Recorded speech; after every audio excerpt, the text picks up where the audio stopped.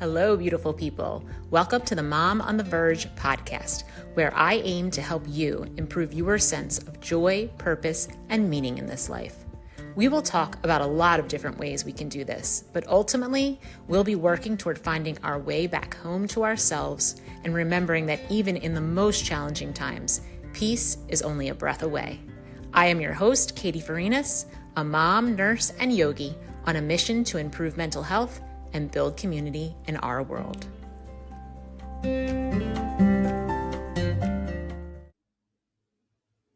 Hi, everybody. Before we begin the show, I just wanted to take a moment to let you know about all the different ways that you can take this show and what you learn from this show and expand on it. So I have a newsletter. I think I've mentioned that on various episodes, but I just want to put that out there. Each week I send out a newsletter, usually expands on the topics that we discussed in the show that week. I do sometimes also send out additional inspirations and things that come to mind every once in a while. So I would really highly encourage you to get on the email list so that you can dive deeper into the topics that we're talking about on the show, get those inspirations, and also get any offers that might come down the pike as far as little workshops that I might be having, little online events, in-person events, things like that. I also have my free guide that is mindfulness for mamas. So very simple ways you can add mindfulness into your everyday life, ways that don't take any extra time, ways that are easy and incorporated into things that you do every day anyway. And it's just giving you suggestions on how you can bring mindfulness to the things that you're doing anyway. And that mindfulness is really the gateway. It's the key to living in the present moment. And living in the present moment is the key to releasing overwhelm, anxiety, burnout, and creating the space that you need to be able to hear your intuition and to live with much more ease and flow in your life. So that is free. You can download it from my website. It's right on that first page when you enter my website. So take a look at that and maybe sign up for that. The newsletter also, you can sign up for the newsletter through my website, momoftheverge.org. And then lastly, I have a Discover Your Dharma workbook. So this is a workbook that will help you start to move in the direction of discovering why you are here, why your soul came to this earth at this time with these skills and talents and interests, and what you're meant to do with all of that, how you're meant to combine all of that for your greatest joy and also for the service of others. So when you're in your Dharma, when you're living your Dharma, you have the most impact. You are the most joyous. You have the most energy. You are excited and lit up and determined and all the things that we want to be in our lives. And your life just feels more magical. And many of us have been trained out of our Dharma. So this is a little workbook that helps guide you back toward that path so that you can live a life that feels really authentic and aligned and magical and joyous and impactful and fulfilled. And that is also available through my website, but I also put the links in all of my show notes. So either momoftheverge.org or the links in my show notes will get you to any of those things. So I invite you to check them all out. Go lean towards what feels most authentic for you in this moment, and keep showing up and listening and learning and growing and being the amazing woman, mom, human soul that you are. All right. Thanks, guys. Enjoy the show. Hi, everybody. Welcome back to the show. Today, I am speaking with an expert in alternative schooling. Her name is Efrat, and we met through a course that we were taking together. And then we actually didn't know each other when we took the course. I didn't have any interaction with her during the space of the course. But then someone we mutually knew in the course invited us both into a small group for some discussion. And that is how we wound up meeting each other officially and then talking about alternative schooling, which is something that I have been thinking about a lot more than I ever have in the past. In fact, I would say in the past, I would never have thought about alternative schooling. I would have thought, you live in an area with a good public school system and you're good to go. But I've really since, I don't want to say changed my mind, but I've had a lot more questions open up for myself personally and my situation, and then our society at large. And so I invited Efrat onto the show so that we could talk about it, so that I could pose some questions to her that were on my mind, that I knew would also be on a lot of other people's minds if they were even thinking about sending their child to some form of alternative schooling.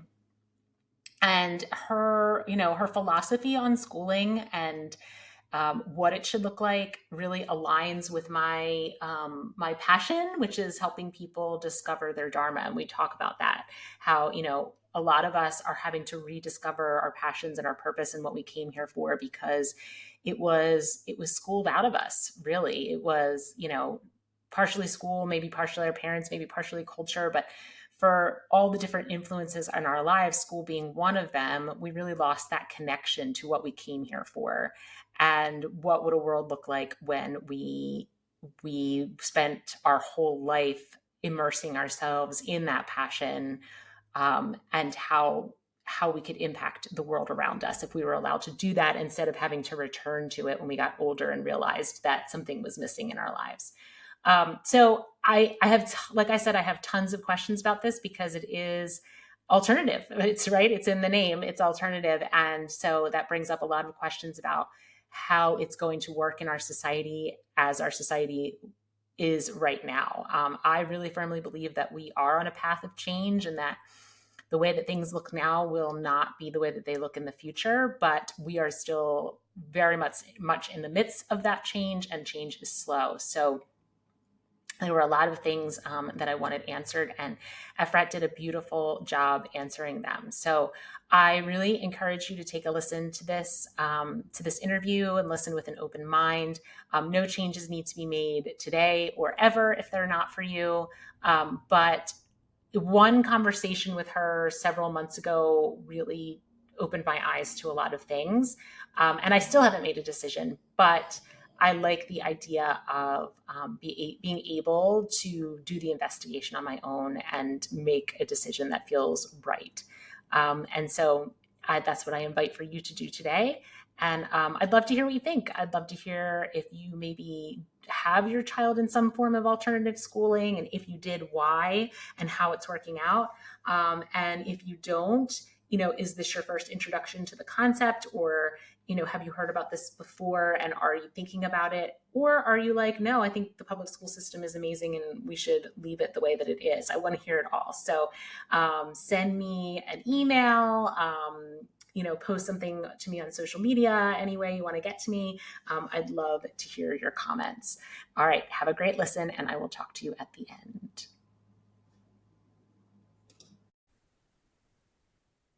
All right. Hi, Efrak. Well, welcome to the show. Hi, it's so good to be here. I'm excited to have this conversation. So you and I met through a mutual friend, and we were in a group together, and we were not even talking about schooling and alternative schooling. I can't remember what the emphasis of that group was at this moment. Do you remember? Do you remember what we were talking about? I think it was one of the breakup groups in our podcasting course or something that we talked about. It was with Marigold. There was I can't remember. But right. yes, Yeah. But we started talking about schooling and alternative forms of schooling. And that's right. I was so curious. I had so many questions, and I was like, we have to do a whole podcast episode on this, because I have so many questions. And if I have so many questions, I know other people do. And I grew up, very traditional schooling, public school system. It worked for me. I never questioned it. Like, I was a good student. I enjoyed learning. I enjoyed school. It was never a problem. But as an adult, I can see so many problems with our current school situation, the way school is set up. And I see it through the eyes of children who have different needs, but even through like kids like me who had no problem with school and did well and enjoyed it, there's also some drawbacks to the way that we currently educate. So it's been just one of those areas of interest for me about, investigating this and what alternative schooling looks like and what the benefits are and what parents should be considering. So I'd love for us to cover all of that today. Yeah, sounds great. All right. So so I know originally we talked right before I hit record. I know you were unschooling your children, but you said you're no longer doing that and they're in an alternative school now. But what made you decide, and at what point did you decide that you didn't want your kids in a traditional school setting? Right. So I don't know if I really decided it, but the thought was in my mind even before I had kids. Because when I studied in college and university, I studied sociology, and I came across sociology of education. And what I learned and realized is that the education system is not actually there to educate our kids. The reason that we have the education system is to create good citizens for the state or for the country.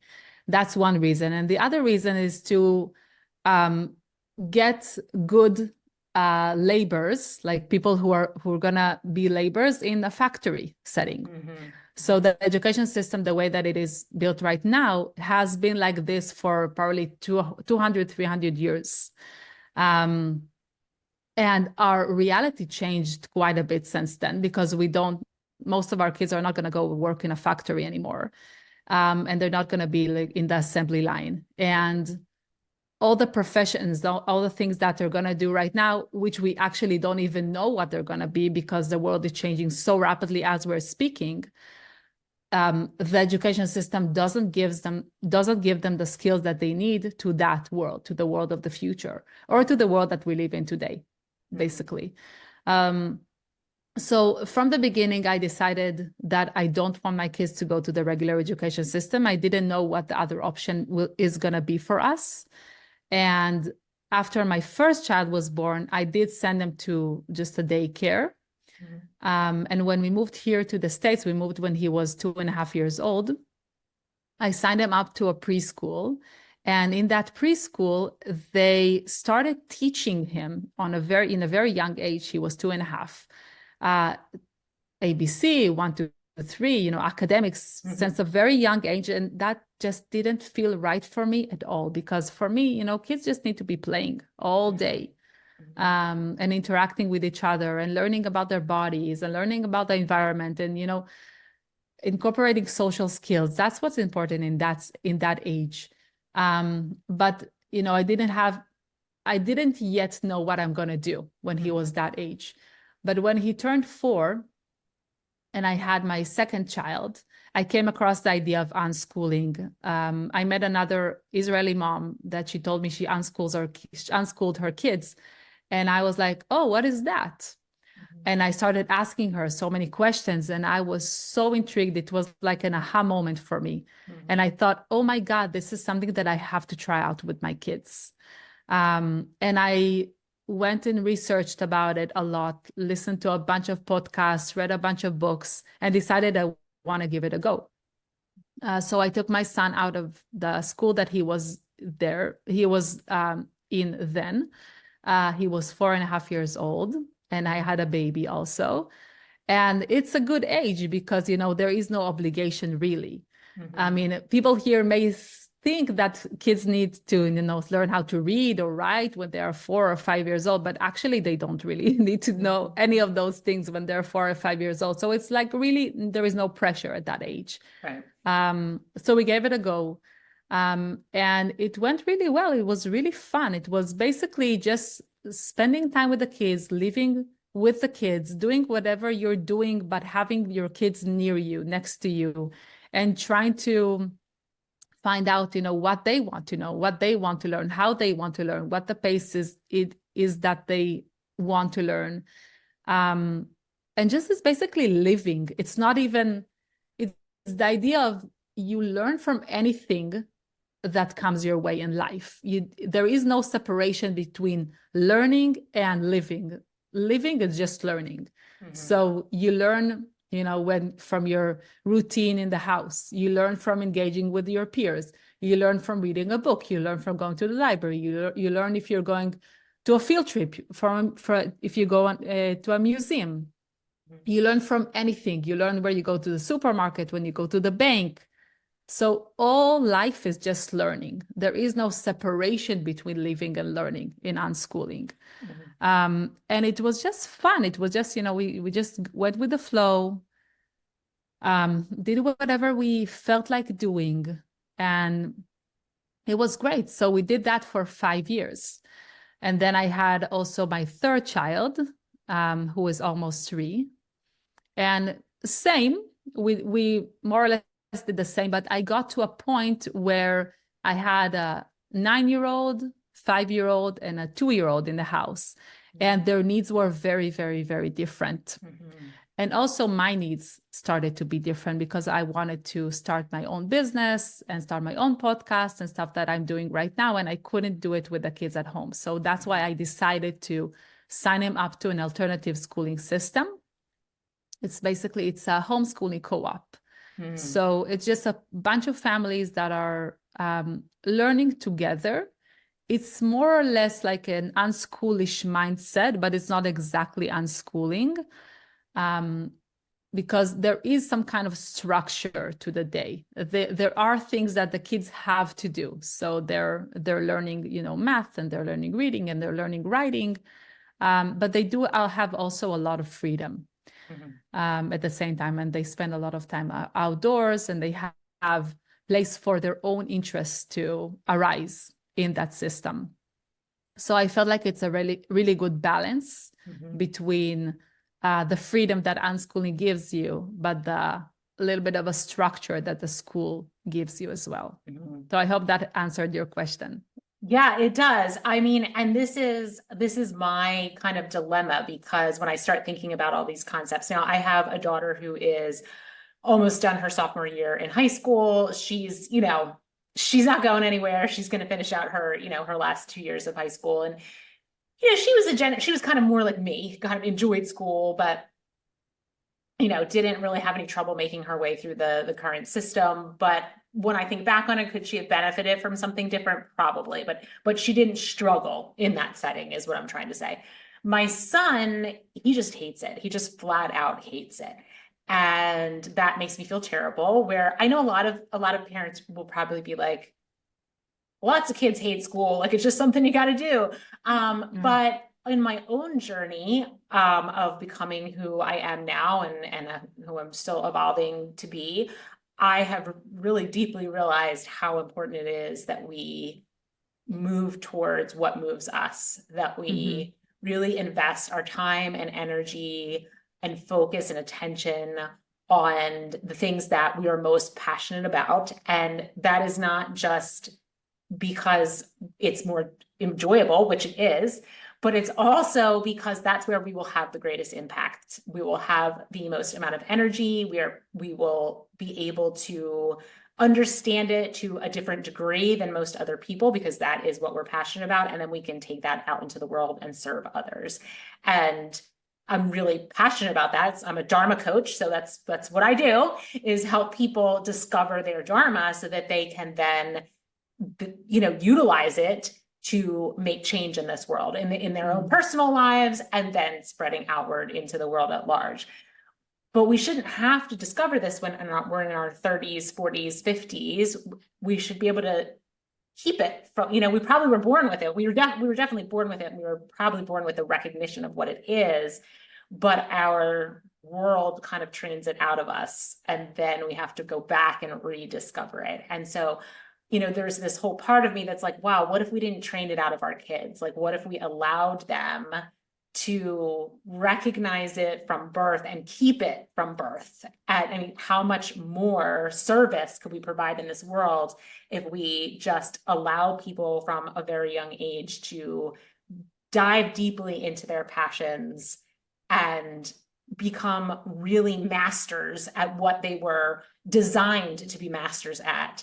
and then use that knowledge and wisdom and the gifts and the talents to serve the world, you know? So I do very strongly believe in that. It's like I have this like two sides of my being that don't seem to, I'm having trouble interconnecting them. So I have that part of my being.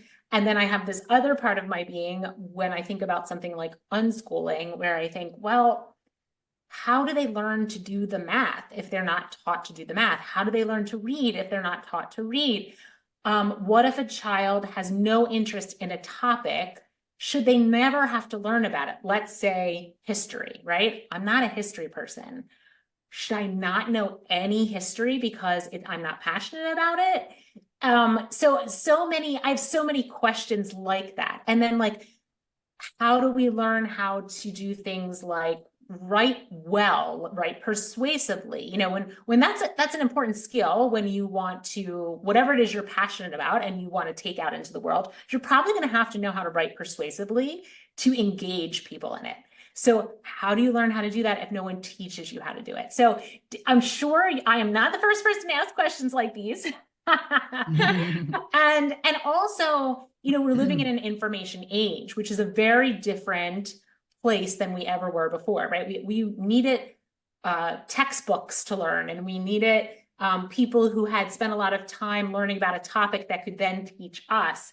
And we don't necessarily need that anymore because information is so widespread, it's everywhere, that we can all learn in many different ways that don't require a textbook or a teacher to teach us. So you can see that I'm like, I have like a double personality going on. So what do you say to some of those like questions that I have? Yeah, those are really big questions that comes up for probably everybody, and also me, you know, because it came up for me when I just started this journey. There is a process that is called deschooling. You kind of have to reprogram yourself to think differently about what life is, what education is, what's the purpose of it after all. And I really related to what you said at the beginning, because each one of us, and I believe this truly also, is born with some kind of gift, born with an innate ability to do something great in this world. And each one of us has a different path to live. And not all of us need the same skills. So you're talking about math and reading and history and writing. Some of those paths need more math. Some of them need more of the reading and writing. Some of them need more history. So not all of us need to have exactly the same knowledge base in order to be successful in what we want to do in this world, what we need to do in this world. That being said, the basics, everybody will know, just because people want to be part of this world. People want to be part of the society. So no matter what you want to do, you're going to have to know how to read. There is no way that you can become an adult in our society and not learn how to read. So for some, it takes a longer time. Some, it comes very easily. There are kids who learn when they are 3 years old how to read, and they learn naturally. And there are kids who it will take a longer time. And my son started to read only when he was 9 years old. But statistically, if we let kids learn naturally, they're going to learn how to read up until about the age 10. And if they're not learning how to read until about age 10, maybe there is some kind of issue that we need to address. And then the parent can decide, you know, maybe there is some kind of, I need to intervene here somewhere, somehow. About math is everywhere in our world. There is no way that we can't know the basic math of addition, subtraction, multiplication, percentage, because it's all over our world, and our kids are so curious about these things. It's actually really interesting to know. But the higher level of math, maybe not everybody needs to know. You know, why do I need to know algebra or geometry in a high level? I know the basics, and even I was really good at math in school, and I got really good grades, but it came easily to me. But it was something that I really enjoyed and loved. But other people who have, you know, aced their exams in math doesn't mean that they know math nowadays that they're old. Do you remember something that you learned in school, you know, from the practical math that you're not using in your day-to-day life? You're probably not going to really use it anyway. So these are questions that we need to be asking ourselves. Does everybody need to go through the same curriculum in math? Because maybe they don't need it. And actually what it makes people feel like they're not good in math because maybe it doesn't come easily for them. It's not their interest. And they start to label themselves as like bad at math, and they start to fear math. And when we don't put the pressure, they're just going to learn whatever they need to learn for their own purposes, for what they need to do in this world. And, you know, the other things, the history, geography, all the other topics, you will learn whatever interests you. What if it's, you know, they're teaching in school specific type of history. You can learn history in so many different angles. There are thousands of ways to learn history. Do I need to learn the history of the United States? Do I need to know the history of Israel? Do I need to know the world wars? What exactly do I need to learn? It's a big question, right? And then comes like Black history and the others history, right? Like history that hasn't been told, that like the critical aspects of history. What do our kids need to know? Do they need to know this or that, right? So I think they're just going to know whatever interests them. And when they learn what interests them, it's actually going to stick. Yeah. We have an assumption in school that if a kid sits in the class and he gets information poured into him, then the information sticks. But actually it doesn't work like that. Learning is something that is active. It's something that comes from within.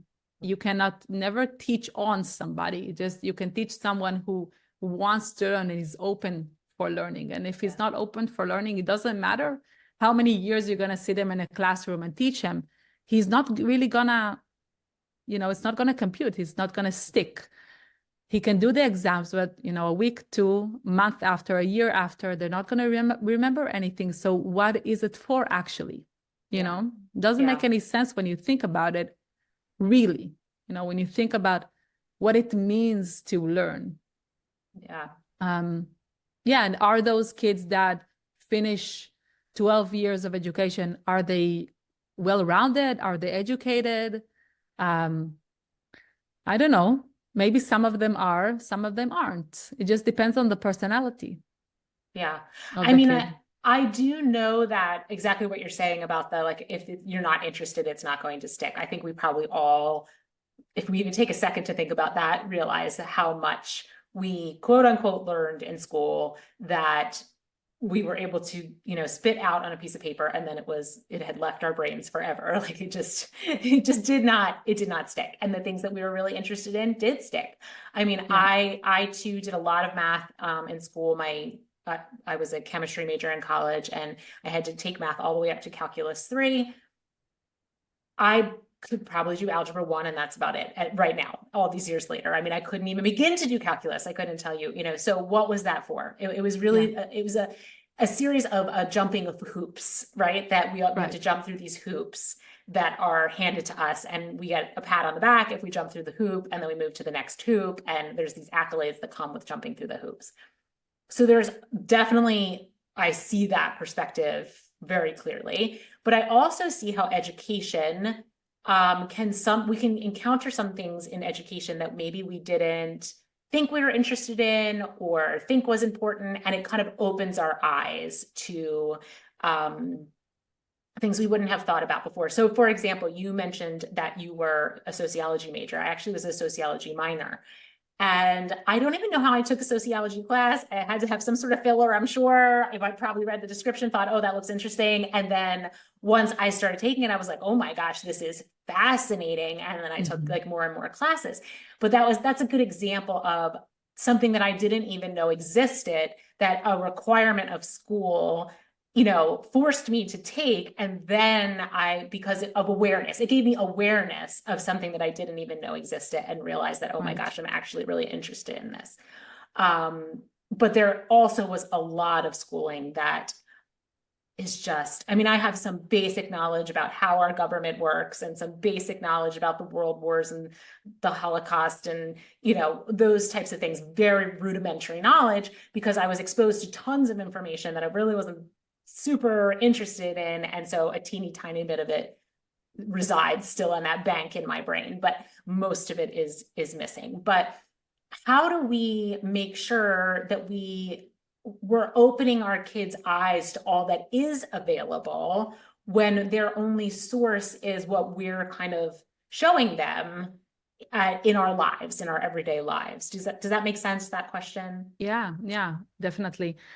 So when you decide to homeschool or unschool your kids or take them to like another education, alternative education system, it doesn't mean that it's hands-off parenting. You know, it doesn't mean that you don't have a job anymore.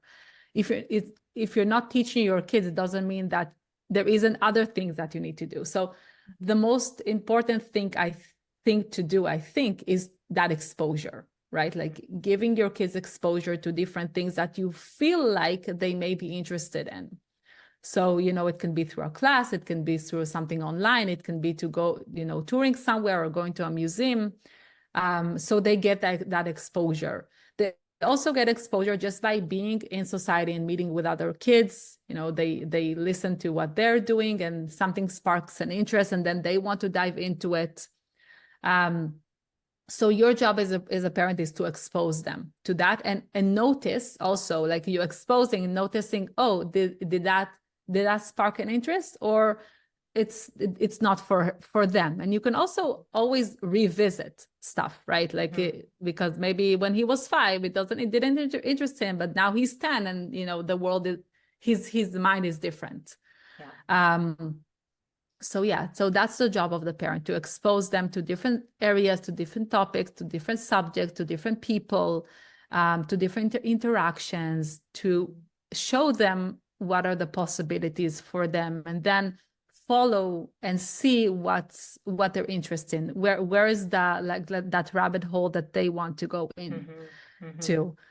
And then give them the resources that they need, provide them with the resources that they need, whether it's, you know, books, trips to the library, you know, going to different field trips and stuff like that, going to, you know, maybe talk to people who do whatever it is that they're interested in, you know. I'm thinking about teenagers, they can go and even work for somebody who does exactly the thing that they're so interested in and see what actually it means to do, to be whatever it is. You know, if you want to be a scientist, you want to be a doctor, if you want to be a mechanic, if you want to do whatever it is, you can actually start to be exposed to that when you're younger and then see, is it really what I want or is it not what I want to do? And I mean, all of this sounds amazing, but as a parent, I'm like, oh, that is time consuming, right? So, you know, you think about parents, they could be both working, they have multiple children, all like you mentioned, with different needs. Like this is, you know, this is a big commitment to decide to do this and do it well. So what do you have? What recommendations do you have for parents who are like, well, that all sounds awesome, but there's no way that I can make that work in my life. And yet I see all these benefits to doing it this way. And by the way, just to back up, you had said something about like if a child's not good at something and it kind of help hurting their self-esteem in the traditional school setting. And I could not like agree with that statement more, that these kids are asked to just constantly jump hoops and then be graded on how well they jump the hoop, and then that like impacts their self-esteem. Like my son's only in 4th grade and he's getting these grades on stuff that I'm like, what are we doing? He's 10 years old. Like I don't even think they should have grades at 10 years old. Like why are we even grading them on anything? Like it just doesn't really make sense when you really think about it, especially at such young ages where we should be fostering curiosity. We should be fostering a love of learning. This is just like squashing kids' love of learning and their curiosity because they are being forced to learn stuff that they just don't care about, that they're being told you have to do. And it is important, even though in their soul, it's not important. And then even if they're trying, if they're not doing as well as their peers, then they feel like they're failing. And how does that impact them and their outlook on themselves and what they can do in this world? But that being said, so I totally am behind you on that. How do parents do this in this modern day world where they're often both working? Yeah. It's a balance to be had. So as I said, when I decided to unschool the kids, I was completely with them at home. I didn't work at that time. I did learn a lot. I read a lot of books. I did some courses online, stuff like that I was able to do. And actually, well, I want to get back to that point later, but there are other options. You don't have to homeschool or unschool your kids. You can also send them to alternative education system, the one that we are doing this year. And there are many around there. If you just open your eyes and start to look for them, there is a Waldorf education system. There are free schools. There are really different options that you have in the place that you live in, that you can search around and just look for it, alternative schools. I know here in New Jersey, we have quite a few in my area. It is a drive, it's not going to be, it's most likely, I mean, if you're lucky, it's going to be like the one in your neighborhood, right? But it most likely is going to be a drive that you're going to have to, that's the price, I guess, that you're going to have to pay. You're going to have to drive your kids to school because it's not like the local school normally. But there is that option. And many of those schools have exactly the same way of looking at things, just like that we said right now. And if listeners want to get like a feel of what those schools are, I have a few episodes on my podcast that I interviewed heads of schools like this, and we talked about these subjects and these topics and how in their schools, that's what they do. They try to foster the kids' curiosity. And they're basically just doing what a parent would do at home, but it's in a social setting. So that the leader of the school, he is the one that is taking upon himself, and the other teachers, they are taking upon themselves to expose the kids and to see where their curiosity is leading them and to give them the resources. And also they have the social aspect, which is great because they learn from other kids as well. And they have the social interactions and they learn the social skills that they need to learn. So I think, like, for me, in the place that I am right now in my life, because I do have my own business and I do work and my husband works, I feel like that's a really good balance to have. And I wish that there were more like that, but I'm sure, like, as the demand grows, there are going to be more schools like this that are gonna, come and they're gonna serve us, because that's what we're asking, that's what we're demanding as people. And the school that my kids just joined this year is a new one. They started this year, and already, like, the second year, they have a waiting list, people that want to join, because there is a huge demand for this. There are many, many people who want to educate their kids like that, but they're not able to homeschool their kids because they're also working themselves. That being said, I want to say about unschooling or homeschooling in general, when the kids get older, like when they're in their teenage years, you don't have to be on top of them all the time at all. It's the years that you really need to be present all the time with your kids is when they're, like, young, right? Like, I want to say 8 and younger, that you have to be taking care of their needs all the time and you have to be with them all the time. But when they get like, my son is 10 years old now, my older son is 10 years old now also. He's more or less, he's self-directed. I don't have to do anything. I don't have to teach him anything. I can bring him the resources. He reads everything. He has online programs if he needs. I do have to drive him places if he wants to go somewhere still, right? He doesn't drive yet, but I can work. And, if I didn't have 2 little ones, I could work full time with him being home at the same time, because it's basically like having another, not adult, but person that can take care of himself completely in the house, that is working next to you. Think about, like, you're having another office in your house where your son is working, but he's working on his stuff and you're working on your stuff. And actually, if you really want this to be successful, if you really want your kids to find their own passion, their own path, live a life of fulfillment, something that I always say is, you do it. You live a life of fulfillment, because if you follow your own dreams, you follow your passion, you go after your interest, then you will know what it means to do that, and you can lead them in the same direction.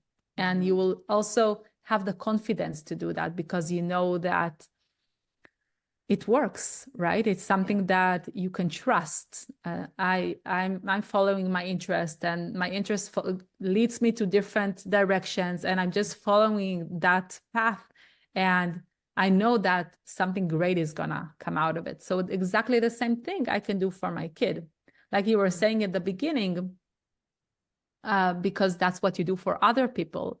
So you know that you have that inner voice inside of you that is also always guiding you on where to go. You just have to be able to listen to it.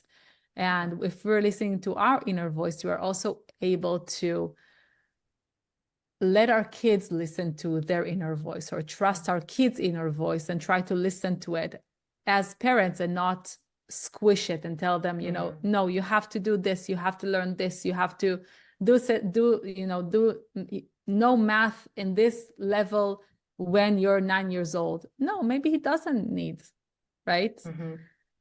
So when we trust their path more, then their path will be able to really show itself to us, to the world, to them. Yeah. And I definitely believe in that. I mean, I think, what you're talking about, that inner voice, it's the intuition. And the more we listen to that, the stronger that it gets. And the more we squash it down and ignore it and pretend like it doesn't matter, the quieter it gets. And so if you want if you want that inner path to unfold, then you have to really trust that inner path and really follow it and put your faith and energy into it, which school doesn't always, for a lot of kids, that's not how school treats them or treats their passions, because it's a very prescribed learning environment. And I love the idea of all these other schools that are becoming available. I mean, I have looked in my area. Actually, when the last call we were on, you happened to mention something called a Sudbury school, and I looked into it, and it's literally in my town, which is wild. But some of these other ones you mentioned, I'll put those in the show notes. And actually, if you want to send over the podcasts that you mentioned, the links to the podcast that you mentioned, I'll put those in the show notes as well. Yeah. But yes, there still is a struggle, because I've been looking for my own son and in the area, and I would love a homeschooling group like you mentioned. I haven't been able to find one in my area. Maybe I need to dive deeper, but I so far haven't been able to find one. So they're becoming more available, but they're not, I think, as available as we need them to be. And they're also costly. I mean, depending, I guess, on where you go, but like, for example, this Sudbury school is about $12,000 a year. So that's a lot of money to pay per child. So these things definitely need to be, they need to grow. This needs to grow if it's going to be able to, be available to as many kids who could probably benefit from it. And the more we talk about these things and question these things, the more that they will grow. So it's one of the reasons why I wanted to have this conversation, is to bring awareness to this topic. And then, because you and I only had one conversation, and that one conversation, I was like, huh. And then that started me on my own, journey of like thinking about it and looking into it and weighing pros and cons and trying to decide what was best for my particular situation. And I want everyone to have that option of that moment. Like, I never really thought about that. And what do I think about that? And what is best? It doesn't, not one, what's that expression? Not one shoe fits all or something. There's some expression out there like that. But one size fits all. That's it. Not one size fits all. But it's just starting to not take the status quo as the only way of doing something, that, recognizing that there can be a different way, and maybe a different way could be better for you and your child in your situation. So I love this. My best friend lives in Virginia. They have something called like an Ackerman school, which is sort of like a Sudbury, but a little bit more structured. So anyway, all of this stuff is expanding. And I think that's just amazing, because we can just really help foster our kids' innate talents. But here's my next question for you, which is a question I had for myself. Still in this world as we currently live, because what we're talking about is something that's still kind of on the fringe of what our society traditionally does. And I think the fringe is amazing. And I love the fringe. And I think that's how, things start to change in our world that really need to change. But change is slow and it takes time. And in the meantime, as parents, we are obviously going to be concerned that our kids can make it in this world, right? That's our goal, is that we have children who, yes, are living their passions and super lit up and doing all of those things, but they also have to have a job and they have to pay their bills. They have to be able to be financially independent. And so there's another question that comes into me is like, well, right now in the society we live in, most kids need to go to college in order to, get a job that makes good money and has good health insurance and all these things that we require in our society right now as it is. And so how does this type of schooling align with a child's ability to get into college and get a college degree? Because I know a lot of parents are going to want to know the answer to that question. Yeah. 100%. So first, I want to say something about what we talked before. We talked about the different alternative schools options. And I want to say that you can choose to try for 1 year, right? Just give it a try for 1 year. You don't have to commit for the rest of their life or the rest of their schooling life. You can try it for 1 year and see what's the impact, if it's working for you. So it's not something that you can always go back to the school system. The school system will always accept you back. So that's one thing that I want to say. And you also mentioned that it's very costly. That's right. Currently, you do have to pay for it. And it has to be a value. It has to be something that you decide that this is something that you're going to invest in, because it's important for you, for your kid to have an education that is more aligned with your values, with what you think is something that you want, or what's important for you as a parent. So yes, it is. You do have to pay for it, but it's a decision of how you spend your money. So, and that's a personal decision for every person, and it's not for everybody. That's for sure. And about the last point that you said, I actually feel like, and I think like the kids in school are the ones that are going to be left behind, because the skills that they are learning are not skills that they actually need for this world. And we touched on this a little bit in the beginning of the conversation. The kids that are outside of the school are gaining the skills that they need. And the reason that they're gaining the skills that they need is because they are living in the world and they know what they need to live in the world. And they're following their passions, they're following their interests, and they're learning along the way what they need specifically for what they want to do.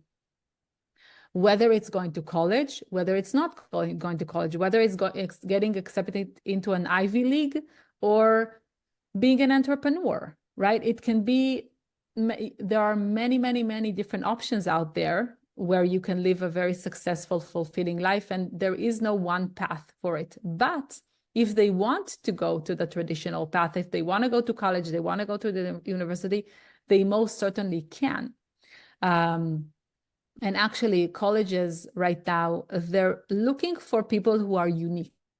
They're not looking for the ones who were able to jump through all the hoops, because that's easy, right? Like, quote unquote, it's easy. You do what you're being told, and you're acing everything, right? You're doing the after-school activities, you're doing the sports. That's the easy thing. Then, if you're doing all that, you're exactly like everybody else. Mm-hmm.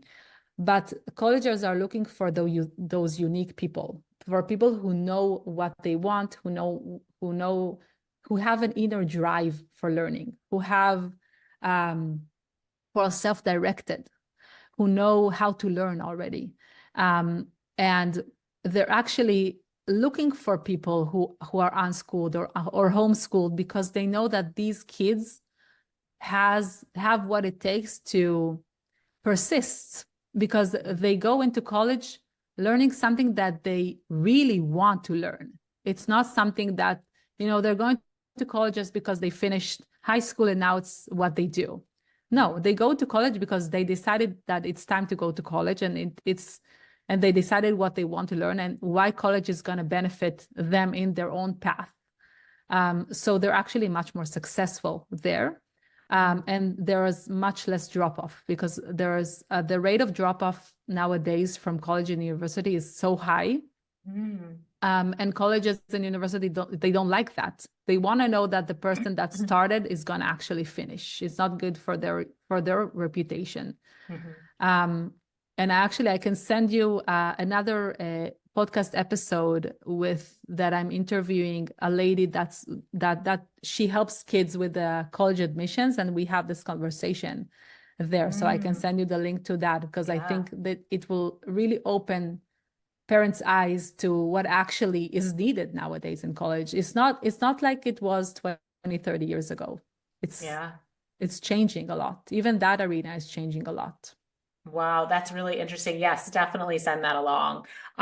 Also, I don't know if you have any book recommendations, but if you have any book recommendations, and you want to send those along too, I'll put all of that in the show notes For for sure. everyone. Yeah, I have many of those. Yeah. Okay.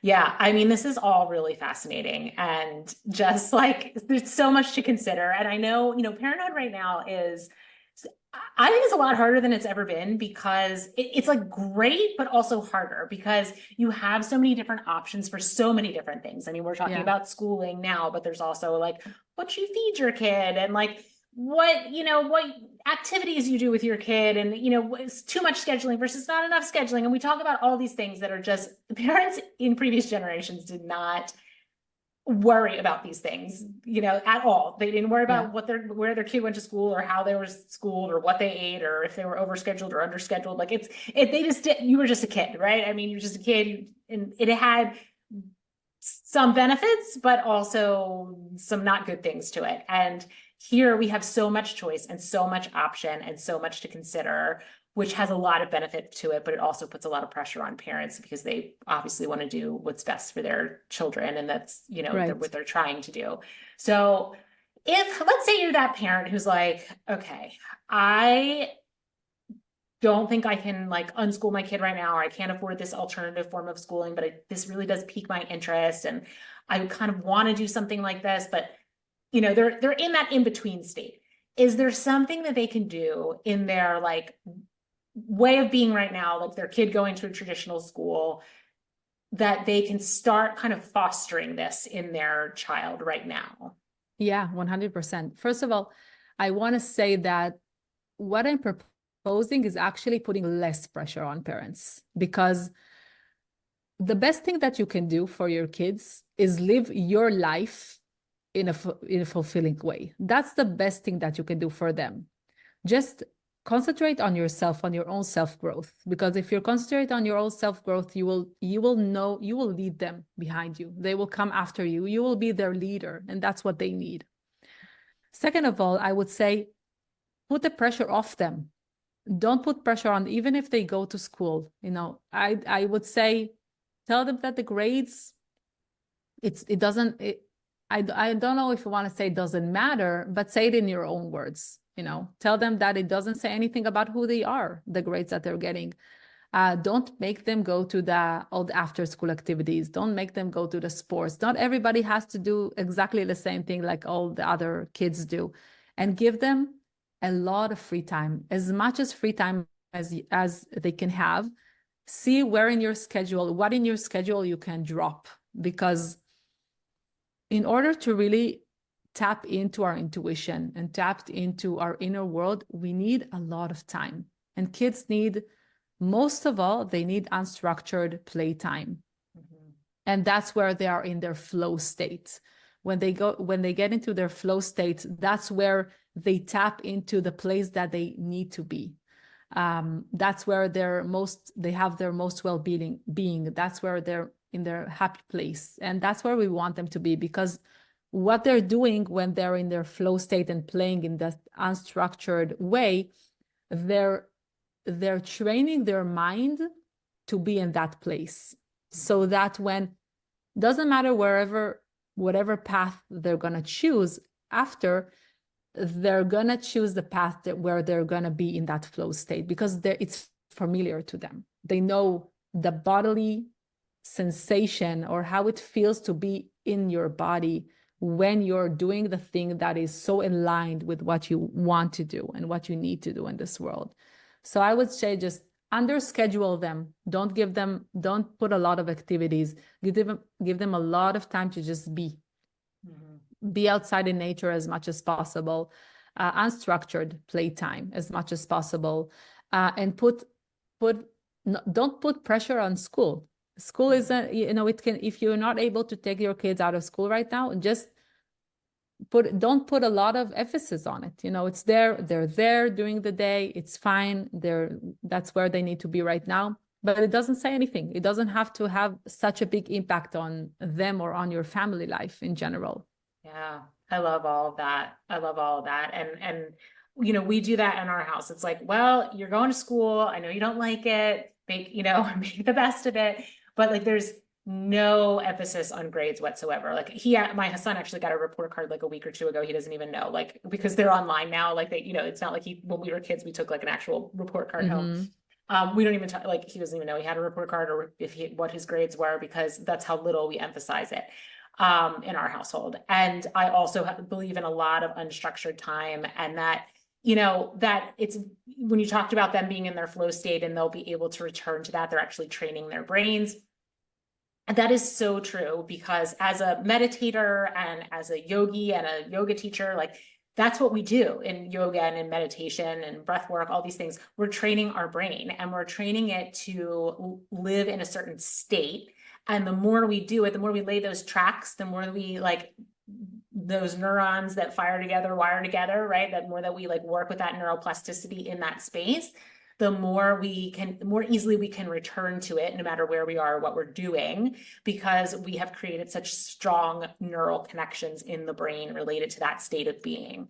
And that's exactly what you're talking about, is just creating those really strong neural pathways that are so easy to access because we've accessed them so many times in our lives over and over again. It's like habit forming. It's like practicing, shooting hoops or hitting a tennis ball. Like the more you do it, the more you practice it, the more it just becomes something you don't even have to think about. It's just, It just happens. Yeah. So I love that. And that's also where real deep learning happens. When you're inside of something that you're doing, you're immersed in it 100%. All of your senses are in it. Then that's where real deep learning happens. And in our society, because we jump from place to place all the time, like they go to school, after school, sports, homework, go to bed, that pace of their life doesn't really allow them to have that time to just dive deeply into something that they want to do. So it doesn't matter what it is, actually.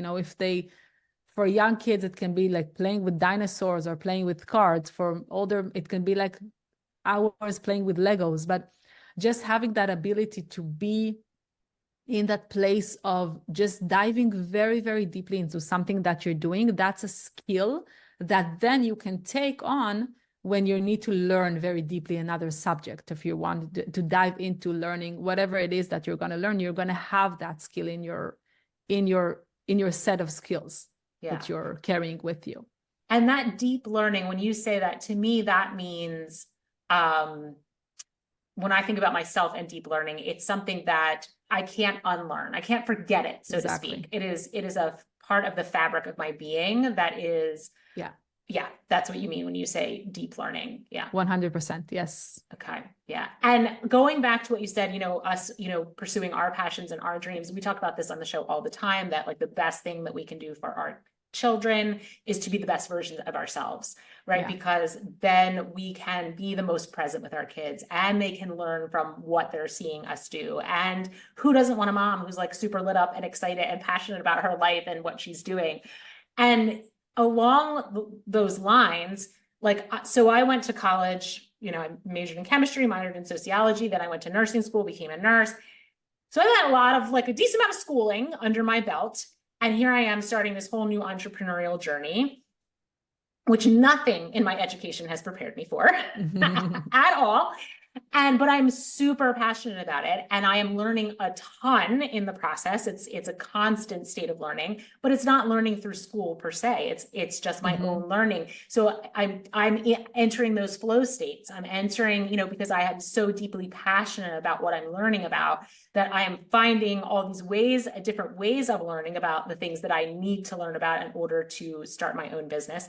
And I'm entering that flow state to do it. and my kids are getting to witness that. Mm-hmm. And so it's like all these beautiful gifts, right? If you're giving the gift to yourself of having that experience, you're giving the gift to your children of having them watch you have that experience so that they know it's possible for them too. And then you're giving the gift to the world of actually bringing your passions out into the world and serving other people with them. Yeah. It's a So win-win for everybody. it really is. It really Yeah. is. That's awesome. Well, thank you so much for today. Is there anything we didn't talk about that you wanted to cover? Any topic that we didn't mention? Nothing comes up to my mind right now. Okay. Um, yeah, but we can have this conversation for hours. I feel like Yeah. people have a lot of questions, and it's hard. It's a process, you know. It's to plant a seed right now, and if it sparks your interest, it's exactly like kids, right? If it sparks their interest, they're gonna want to dive into it deeper. So if it sparks interest for somebody, then for sure try to don't listen to your intuition. That's what I'm saying. Like if there's something that you feel like maybe it's something that is right for you, right for your family, investigate it a little bit further and see if it's good for you, if it can be a good match for you, and what can work for your family, whether it's like homeschooling, unschooling, alternative schooling. There are options out there. That's what I want to say. And there are options that can work for almost any person, I want to say, if this is something that is really important for you.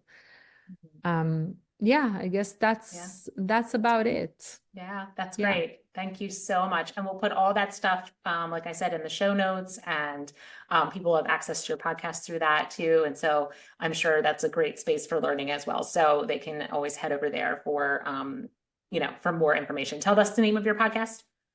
It's called alternative parenting. Alternative parenting. Okay. All right. Sounds good. Well, thank you so much, Efrat. And I Thank really you. appreciate you opening my eyes to this topic. And I know you're going to be opening a lot of other people's eyes too. Thank you so much. It was great to be here. Bye-bye. Bye. All right. Well, that was very interesting. I thought that was a really interesting conversation. I loved Efrat's perspective on all of it, really, on unschooling and or alternative schooling, I should say, and what it can provide for our children, on how we can, even if we can't take our kids out of school right now, or don't want to, how we can incorporate some of these aspects into our children's lives and our lives. And so much of it, from my perspective anyway, makes a lot of sense. How we really do deeply learn when we learn about the things that we're passionate about, and we really do forget most of what we're not passionate about. And that we really don't need a lot of this stuff that traditional schooling requires us to know, and that most of the time, even though we're required to know it and we can spit it out on a piece of paper, we forget it the next day or the next week, and certainly by the next year.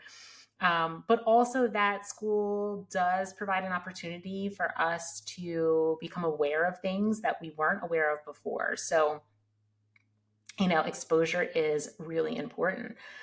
Exposure brings attention to, where our gifts might lie, right? We don't know until we try something and experience it and decide if it's for us or if it's not for us. And so that exposure piece is really important. We're not just leaving our kids to flounder. But so this was a lot. I mean, I think it's a lot to take in as a parent who has always traditionally schooled their child or children, and never thought about doing anything other than that, or maybe didn't know what the options are. This is a lot of information to take in and a lot to think about. So if any of it resonated with you, that's the bottom line. If it didn't resonate with you, just like anything else we talk about on this show, then you can just leave it to the side and it's not for you. But if it did resonate with you on some level, then I encourage you to maybe think about it a little bit more, maybe talk to some people, maybe take advantage of some of the resources that I'm going to put in the show notes, and educate yourself more on the topic if something about this conversation sparked your attention. Like I said, it was one conversation with Efrat that really, for me, for some reasons, a little bell went off for me in my head, and I wanted to know more. And I am still doing my investigating. I still haven't made any decisions, but I'm in the process. And so that's what I invite you to do if the bell went off for you. Be in the process, take advantage of the resources that I'm going to be posting in the show notes, and move forward from there and see what comes of it. There doesn't have to be a decision. There doesn't have to be an outcome at this moment. There just has to be curiosity and wanting to know more. So I hope you enjoyed this. I hope that it was eye-opening for you on some level. And like I said, be in touch. I really want to know what you think. Okay, have a great week, everybody. Bye-bye.